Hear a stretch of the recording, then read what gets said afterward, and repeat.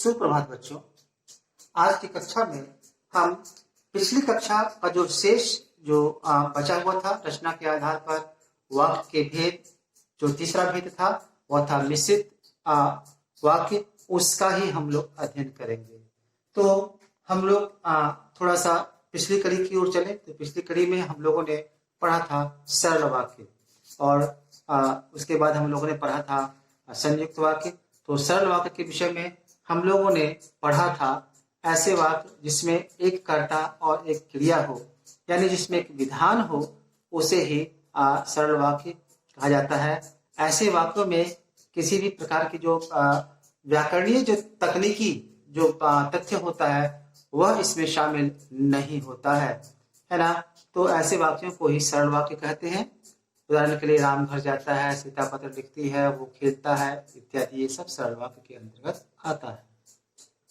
दूसरा हम लोगों ने पढ़ा था संयुक्त वाक्य, और संयुक्त वाक्य में हम लोगों ने पढ़ा था कि ऐसे वाक्य जिसमें कम से कम दो सरल वाक्य समुच्चय बोधक शब्द से जो है जुड़ा हुआ हो, उसे हम संयुक्त वाक्य कहते हैं, है ना। तो उदाहरण के तौर पर हम लोगों ने देखा था कि माता जी घर आई और खाना बनाया। तो हमने आपको विस्तार से बताया था कि माता जी घर आई और खाना बनाया। तो इसमें दो सरल वाक्य है। पहला सरल वाक्य है माता जी घर आई, और दूसरा सरल वाक्य है माता जी ने खाना बनाया। अब आप यह कहिएगा कि फिर इस आगे के भाग में और के बाद माता जी ने, तो ऐसा लिखा हुआ नहीं है। दरअसल हमने आपको बताया था कि व्याकरण के नियम के अनुसार जब दो सरल वाक्यों को जोड़ा जाता है और जोड़ करके एक बनाया जाता है, तो इस क्रम में यदि दोनों वाक्यों का कर्ता एक समान है, यानी एक ही है, तो पहला जो वाक्य है उसका कर्ता रह जाता है अपने स्थान पर, और दूसरा कर्ता जो है, दूसरा वाक्य का जो कर्ता है वह गौण हो जाता है, क्योंकि पहला कर्ता ही दूसरे वाक्य को के संबोधन में काम कर जाता है।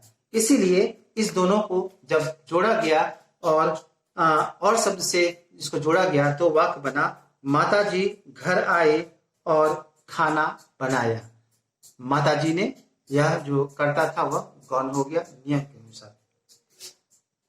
आज की कक्षा में हम इसका जो तीसरा भी जो है मिश्रित वाक्य, उसके विषय में पढ़ेंगे। और मिश्रित वाक्य को परिभाषित करते हुए कहा गया है कि वह वाक्य जिसमें एक मुख्य उपवाक्य हो और अन्य आश्रित उपवाक्य हो, जिन्हें योजक चिन्हों द्वारा जोड़ा जाए, उसे मिश्रित वाक्य कहते हैं। अब इस परिभाषा में तीन तथ्य दिया गया है। पहला तथ्य है उपवाक्य। तो हमें समझना हो कि उपवाक्य किसे कहते हैं। तो उपवाक्य के विषय में कहा जाता है कि वाक्य का वह खंड जो पूर्ण नहीं है उसे ही उपवाक्य कहा जाता है। यानी यदि वह खंड है, इसका मतलब है कि एक खंड, दो खंड या और भी अन्य खंड उसके हो सकते हैं, और कुल को मिला करके एक वाक्य बनता है। ऐसे खंडों को ही उपवाक्य कहा जाता है। तो पहला जो है, एक जो है मुख्य उपवाक्य हुआ, और इसमें दूसरा है आश्रित उपवाक्य। तो आश्रित उपवाक्य का मतलब हुआ कि पहला खंड जो मुख्य उपवाक्य जो है, उसका अर्थ या उद्देश्य उस वक्त पूरा होगा, या तभी पूरा हो सकता है जब दूसरा जो उसका भाग जो है, जिस पर वह आश्रित है, उसके अर्थ या उद्देश्य आश्रित है, वह जब तक सामने नहीं आ जाता है।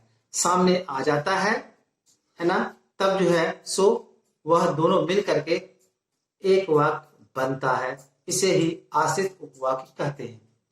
तो और तीसरा जो है इसमें कहा गया कि योजक चिन्ह। तो हमने आपको बताया था कि योजक चिन्ह जो है वह समुच्चय बोधक जो अवयव होता है उसे ही कहा जाता है ना। और किंतु, परंतु, लेकिन, ये सब जो है सो योजक शब्द है। अब उदाहरण के तौर पर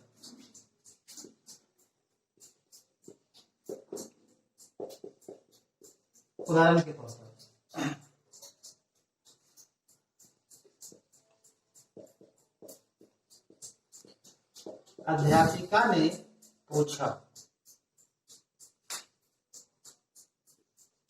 कि तुम्हारी पुस्तक कहाँ है। अब इस वाक्य में देखें तो जो मुख्य खंड है वह उपवाक्य का खंड है अध्यापिका ने पूछा। क्योंकि हम केवल यह कहते हैं कि अध्यापिका ने पूछा, यह पूर्ण वाक्य है। अध्यापिका ने पूछा पूर्ण वाक्य है क्योंकि अध्यापिका कर्ता है और पूछा क्रिया है, तो एक कर्ता और एक क्रिया के मिलने से एक वाक्य बन जाता है। लेकिन इस परिस्थिति का जो वाक्य है, इस परिस्थिति के वाक्य में जो है यह पूर्ण वाक्य होते हुए भी उपवाक्य का रूप इसलिए है क्योंकि एक प्रश्न उठ जाता है, एक प्रश्न बनता है, अध्यापिका ने क्या पूछा। निश्चित रूप से यह प्रश्न है तो इसका कोई ना कोई उत्तर निश्चित रूप से होगा। तो इस प्रश्न के उत्तर के रूप में आगे का जो खंड है वह है तुम्हारी पुस्तक कहाँ है। अध्यापिका ने पूछा तुम्हारी पुस्तक कहाँ है। तो ये जो खंड है तुम्हारी पुस्तक कहाँ है, यह खंड आश्रित उपवाक्य हो गया। और यही क्योंकि पहला जो मुख्य खंड जो है इसी पर आश्रित है, और जब ये आश्रित जो है यह जब आ गया एक साथ सामने में और मिल करके जब मिल गया, अब एक वाक्य बन गया कि अध्यापिका ने पूछा कि तुम्हारी पुस्तक कहाँ है। उसी प्रकार से दूसरा है अमित ने बताया कि उसे दाखिला मिल गया। अब दूसरा उदाहरण में भी हम देखें तो अमित ने बताया, यह भी अधूरा सा लग रहा है कि अमित ने क्या बताया, उसे दाखिला मिल गया। अब यह खंड जब तक जो है सो सामने नहीं आता है तब तक जो है वह स्पष्ट नहीं होता है कि अमित ने पूछा तो क्या पूछा। और जब यह खंड सामने आ जाता है कि उसे दाखिला मिल गया तो जवाब मिल जाता है कि अमित ने क्या पूछा। तो चूंकि प्रश्न भी सामने आ गया और उसका उत्तर भी सामने में आ गया, और तब ये खंड और ये खंड दोनों खंड मिलकर के जो है सो यह एक पूर्ण वाक्य बन गया। ऐसे वाक्य को ही मिश्रित वाक्य कहते हैं। तो अब तक जो है कि कक्षा में हम लोगों ने रचना के आधार पर वाक्य के 3 भेदों को पढ़ा। पहला भेद सरल वाक्य के रूप में, दूसरा भेद संयुक्त वाक्य के रूप में, और तीसरा भेद जो है मिश्रित वाक्य के रूप में। अब आगे हम लोग इसका जो दूसरा आधार है, वाक्य के भेदों का जो दूसरा आधार है कि अर्थ के आधार पर है ना वाक्य के भेद, उसको हम लोग पढ़ेंगे।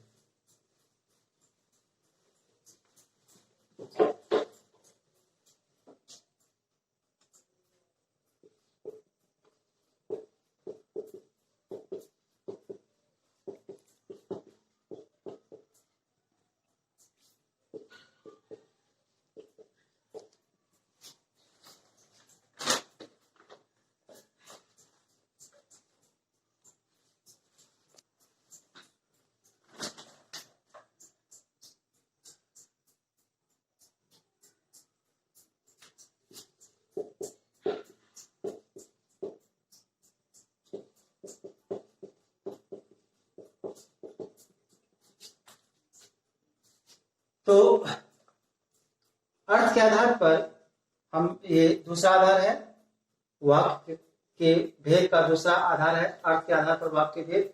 तो अर्थ के आधार पर वाक्य के 8 भेद होते हैं। हम इसका जो नाम है वो उसको हम पढ़ देते हैं। वह है विधानवाचक, निषेधवाचक, आज्ञावाचक, प्रश्नवाचक, विस्मयादि बोधक, इच्छावाचक, संदेहवाचक और संकेतवाचक। यह अर्थ के आधार पर जो है सो 8 भेद हैं। तो आज की कक्षा में हम लोग इतना ही जो है सो पढ़ें और फिर जो अगली जो कक्षा होगी उस कक्षा में अर्थ के आधार पर जो 8 भेद है इन भेदों को हम लोग अध्ययन करेंगे। तब तक आप जो है जो पढ़ाया गया कक्षा में उसका आप दोहराव करें। धन्यवाद।